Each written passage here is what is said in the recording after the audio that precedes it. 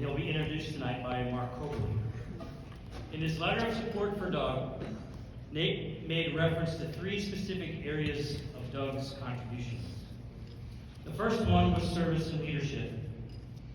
He said, "This is the strongest area that I can speak of regarding Doug's work over the last 3 decades in the profession. Doug has served in a variety of roles at the state and district level and impacted our profession in a variety of ways. His work as Iowa president was particularly noteworthy as he pushed through the latest update of our Practice Act in the early 2000s. Regarding education, Doug did a great job teaching and impacted many students at Coe College, University of Iowa, St. Ambrose University, and Central College. Doug's impact on the profession increased exponentially by educating numerous future athletic trainers. Regarding patient care, Doug always aimed to provide patient-centered care before it was a popular term. Please welcome to the stage Mark Cobley from Doug West.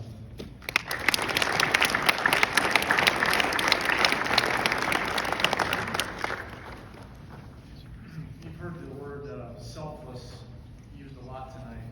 And by definition, a selfless professional is someone who's willing to do the work in the best interest of others without expecting any kind of recognition whatsoever. In my opinion, this is Doug West. It's been my honor to have known Doug for nearly 25 years, and Doug exemplifies the definition of selflessness. Throughout his career, he's dedicated himself to his profession, his employers, his athletes, and his students. And as long as I've known him, he's done whatever it takes to get the job done, and done so without anybody else knowing about it, and never really looked for recognition. His only objective was to make sure everybody else was taken care of. During Doug's time on the MAATA executive board, as John said, he was also our annual meeting coordinator, and he was really an integral part of the growth of this MAATA meeting, where we were getting a bigger percentage of members than every other district in the country during the time when he was organizing the meeting. And that was quite impressive. And he spent a significant amount of ways of exploring how to make the meeting kind of what it is today. I vividly remember Doug and Mark arranging to have hard copies of presentations for those of you that are students. They have presentations actually on paper at one point. I remember them scrambling at night because people didn't turn in their presentations on time, making photocopies late into the evening, all the way to the wee hours of the morning, just so we could have their presentations the next day. And the members would never have known that, but those of us that saw them doing that, sure they appreciated that, and I've always respected that about Doug. We went above and beyond the call. He's been a model example of advocacy for our profession. As they said, as president of IS, Doug really led the charge and got past the current Iowa athletic training licensure law. He protected the profession against others who were trying to defeat the Practice Act, and testified publicly in some pretty contentious meetings at the State House with some of our opponents to our bill, always trying to protect the profession and do what was best for athletic trainers in the state of Iowa. His selflessness and dedication to the advancement of our profession has been recognized with induction to the IS Hall of Honor, the MATA Most Distinguished Athletic Trainer Award, the NATA Assistant Athletic Trainer of the Year Award, and has been nominated and honored both by the University of Iowa and the Northern Iowa. But really more importantly to me, we've had many discussions between the two of us about the importance of family and the challenges our profession presents. What I really admire most about Doug above all is his dedication and support to his family. If you've ever had the pleasure to see Doug supporting his family at events like I have, and the events they're involved in, you can see what a priority family is to him, and it really is one of the things I most admire about Doug. So it's without doubt that Doug West deserves this honor tonight, and it's my great pleasure to introduce him for induction into the MAATA Hall of Fame class of 2024.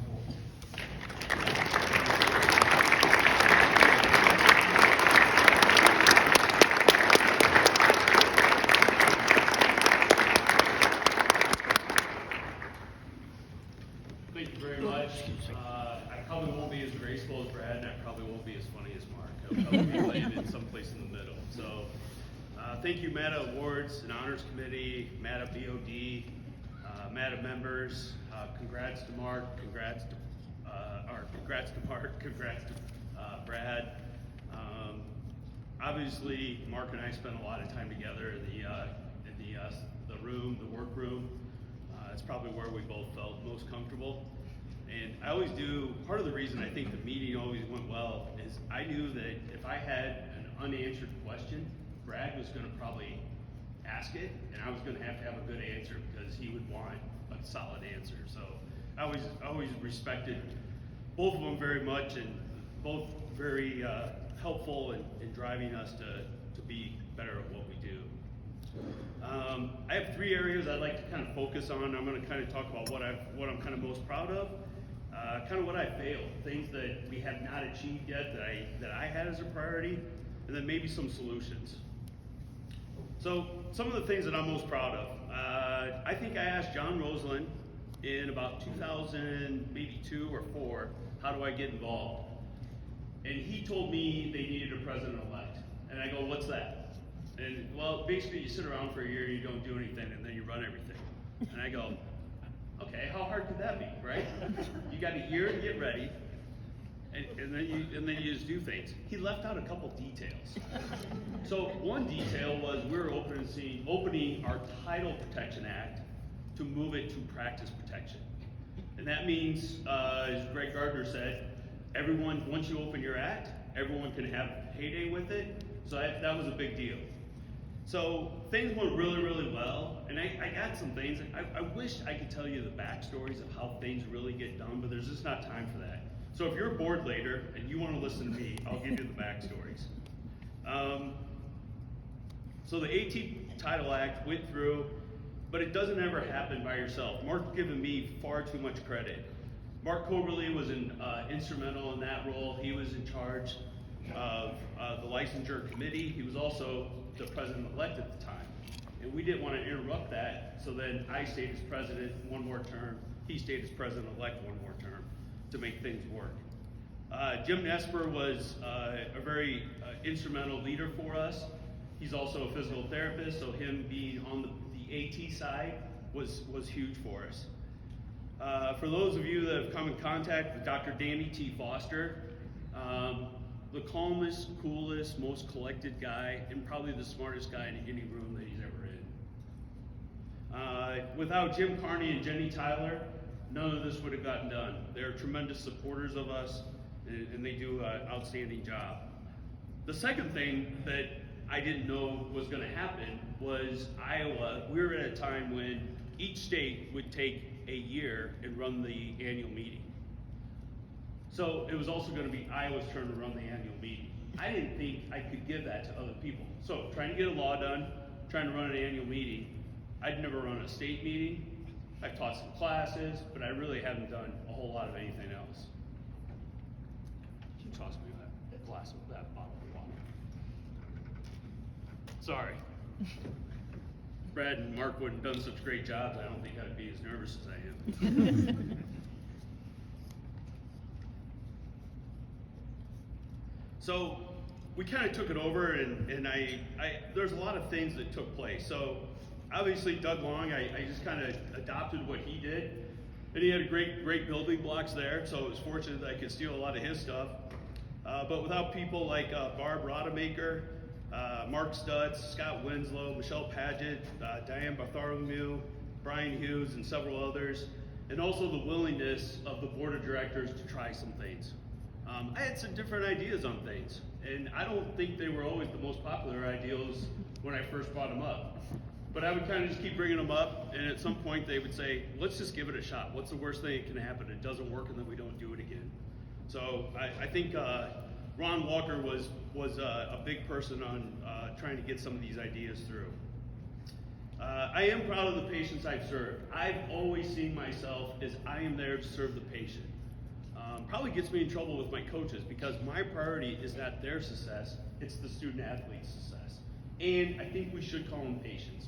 We shouldn't call them student athletes, shouldn't call them athletes, we should call them patients. We're healthcare providers, and we should call them patients. Another thing that I'm very happy of, I'm kind of proud of, that the amount of support that I've had from the University of Iowa to try to keep my skills honed and to develop any skill that I basically wanted to. So without people like Terry Noonan that supported me in that, and Jenny Serter, without having Director of Athletic Training support you in that, it doesn't happen. So I thank you for allowing, for those two people and the University of Iowa to allow me to build my toolbox. I'm immensely satisfied and enjoy working with ATs, medical professionals, and physicians. I appreciate all your conversations. I appreciate your honesty, your genuine love, and support in all the different venues I've worked in: education, teaching, and service. So maybe some things that we haven't done. I don't know what people mean by work-life balance, and I don't think it's just our profession. It's almost any profession. If you're dedicated, it's going to be very tough to have that work-life balance.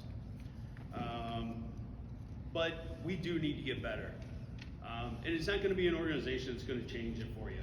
You're going to have to stand up for yourself. And I know that I have failed myself, and I failed our profession to stand up for ourselves.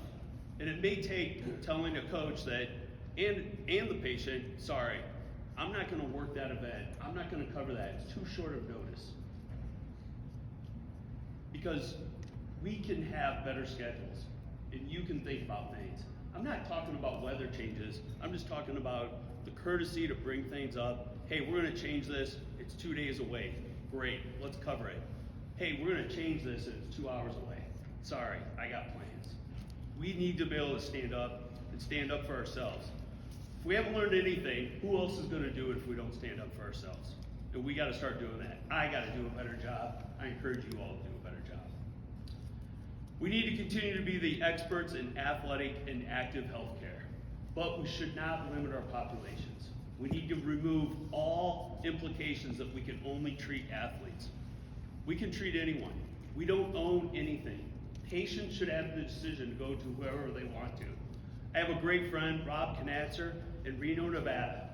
He owns a gym, he's an athletic trainer, and he has people that have workplace injuries, and because of what he does and how he uses the functional movement screen, they ask to do their rehab and return to work through him.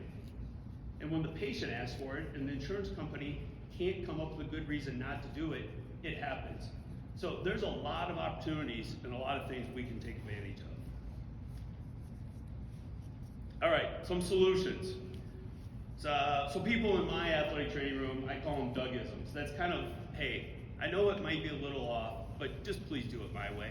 I'll give you a dissertation if you want it, or you can just do it the way I'm asking you to do it. I do think language matters. I already kind of referenced this. I said we need to be able to say no, and I think we got to be intentional with our words and our language. We need to say that we work in an athletic training facility or clinic, not the athletic training room. I went down last fall and visited Dan Newman and Mike Patterson, and they're in big high schools, but it's far more than a room with a lot of things going on. And every room is probably broken up in several other areas, even if it is one room. So I think we need to be intentional with that. I think we should call the people we work with partners, colleagues, healthcare providers, and athletic trainers, not trainers. We're getting a lot of help.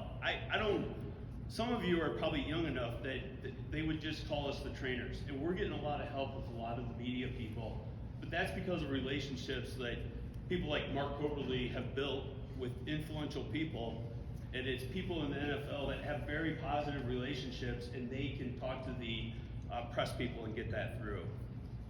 Language matters. I think we need to continue to think how we best educate our young professionals. There are so many jobs, and when you step into your job, you're going to be expected to be fully functional on day one. I thought about this in 2000, whenever it was, where we knew we were going to go to master's level education, 2015. but we hadn't formally said it yet.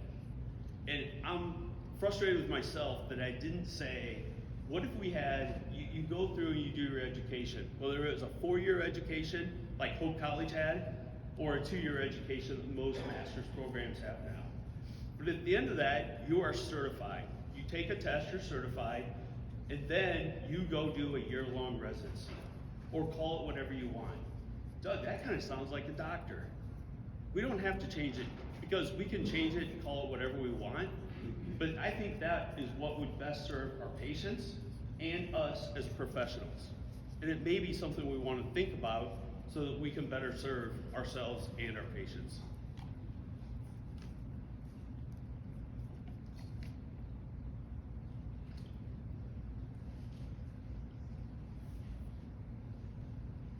I don't know if we can be experts in every area, but I think we got to hone the areas where we want to be experts. So whether we revisit having certifications in certain areas, I believe, and I think every athletic trainer that works in a setting, most student athletes, they will go to the sports psychologist, but they also relate to you as, I want to go to that person because they know what I'm going through. And they confide a lot of things in us. So that could be a track that we take on. If social workers can provide mental health, I think athletic trainers can provide mental health. So maybe that's an area of expertise that we could establish. I think there's a lot of other things: manual therapy, emergency preparation, sports science, rehabilitation, reconditioning, industrial administration, and mentorship. Thank yous. Got a few. So I thank Terry Noonan for not hiring me as a graduate student when I came up and sat in his office, because that forced me to go to Western Michigan. He was going to hire me because I couldn't sit for the exam. So a long, long time ago, you hear about people talk about the internship route, and I couldn't even sit for the test out of my undergrad because anatomy and kinesiology was a joint class, and that had to be a separate class. So I started my graduate education at an approved curriculum, Western Michigan, and I wasn't certified working at a junior college. I learned a lot because you had to learn. You had to figure it out. Eric Knudsen is also sitting at my table. I thank him for coming over with me. We established a lot of very cool things at St. Ambrose. We actually had a 3+2 or combo program where in 5 years you were a nurse and athletic trainer. That is a pretty cool thing. We had one person that did it. So in 7 years you could be a nurse practitioner. That would have been pretty cool to see that play out. We had a tremendous group of individuals and people, a lot of high school athletic trainers, a few over at Augustana, but we had a great educational system, and I think to this date we're still the first closed accredited athletic training program that actually had students that graduated. My final thank you. I have an incredible family. We have 2 fantastic kids that have achieved a tremendous amount in their young careers. They're fantastic human beings because of the amount of joy they take in what they achieve and when others around them achieve a lot. We often talk, and I've heard a lot of people say they sacrifice. I'm going to say, along with those sacrifices, we have also gained a lot as a family. So while we have given up a little bit, I appreciate Mark sharing with Jill being Adam at events. But our families have been able to be a part of a lot of very, very cool things. Athletics is kind of a cool environment to work in. Our people are relatively healthy. We may face death once in a while, but pretty infrequently, and it's not the normal medical, and we have unbelievable relationships. Finally, I want to thank Dr. Michelle West. You want to talk about a pillar and a captain and a stone. Our kids are fantastic young humans because of the strength and power that she has. I think moms are far more important than dads, and strong moms are far more important than strong dads. She is a strong woman. She is simply fantastic, and I appreciate her very, very much. If everyone had 5% of the goodness of Dr. Michelle West, the world would be a better place. We have wonderful kids and a great family because her #1 job has always been commitment to kids and family. Love you, Michelle, Taylor, and Austin. So, that's it. I'm done.